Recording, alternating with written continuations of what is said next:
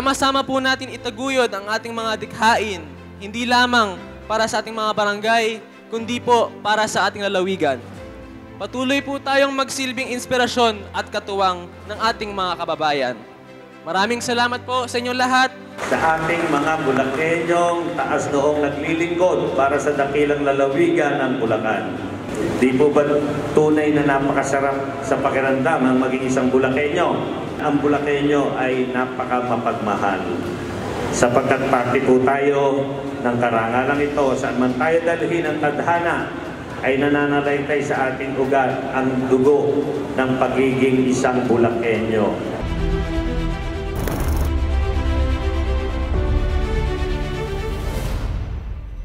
Mula ika-1 ng Hulyo taong 2019 hanggang ika-28 ng Oktubre taong 2024, nakapag-uwi ang pamahalaang panlalawigan sa ilalim ng pamumuno ng ating People's Governor ng humigit kumulang 120 prestihiyosong parangal.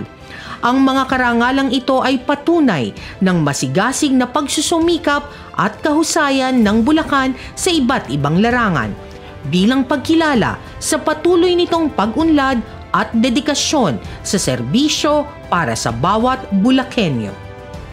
Tayo ang probinsya na nagwagi ng 8 sunod-sunod na Seal of Good Local Governance. Ito po ay tagumpay hindi lamang ni Governor Daniel, ni Vice Governor, kundi tayong lahat na mga Bulakenyo.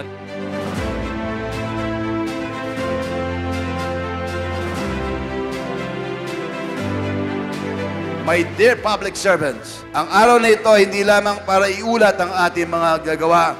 Ito ay selebrasyon din ng ating sama-samang tagumpay. Ang ating pinatunayan ang lakas ng pagkakaisa ng bawat barangay sa buong lalawigan. At dito, ipinakita natin lahat ang Seal of Good Local Governance.